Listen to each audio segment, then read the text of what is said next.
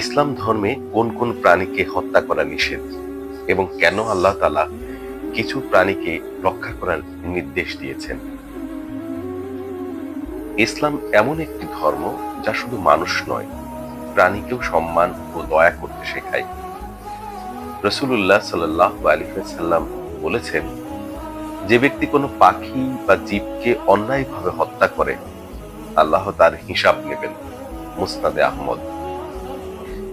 ইসলামে বলা হয়েছে, প্রতিটি জীবই আল্লাহর সৃষ্ট, তাদেরকেও জীবন, অনুভূতি ও উদ্দেশ্য আছে।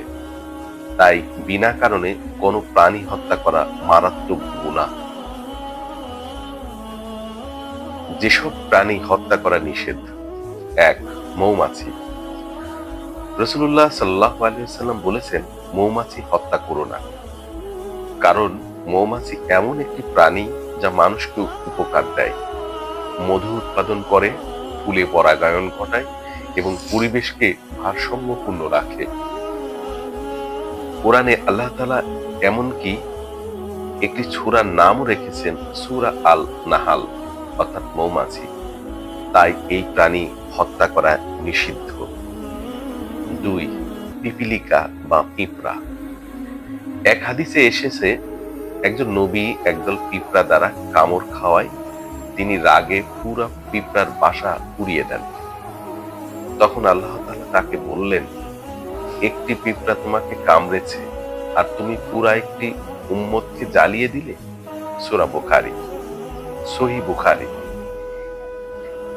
এই হাদিসে আমাদের শিক্ষা দেয়, অকারণে ছোট প্রাণীকেও হত্যা করা আল্লাহর নিকট অপছন্দনীয়। ৩.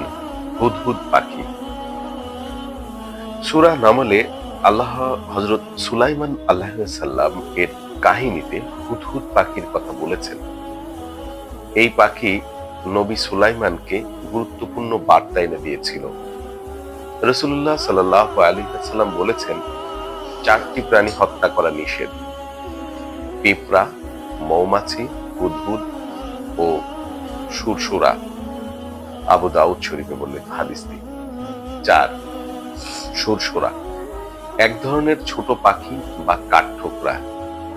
এই পাখি প্রকৃতিকে গাছ রক্ষা করে, পোকামাকড় খেয়ে পরিবেশকে ভারসাম্যপূর্ণ রাখে।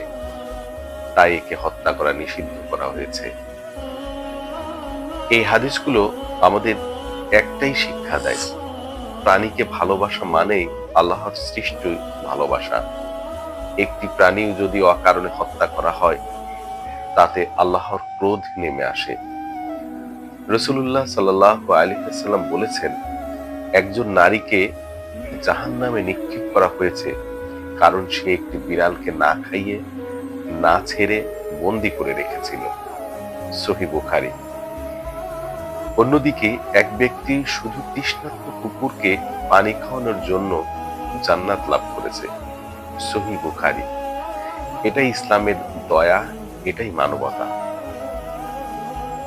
প্রকৃতি ও প্রাণীরা আমাদের দুনিয়ার ভারসাম্য রক্ষা করে। তাদের হত্যা নয়, বরং যত্ন ও সুরক্ষা করা মুসলমানের দায়িত্ব। আসুন আজ থেকে প্রতিজ্ঞা করি, কোনো প্রাণীকে কষ্ট দেব না, অকারণে হত্যা করব না, তাদের প্রতি দয়া ও মমতা দেখাবো ইনশাআল্লাহ।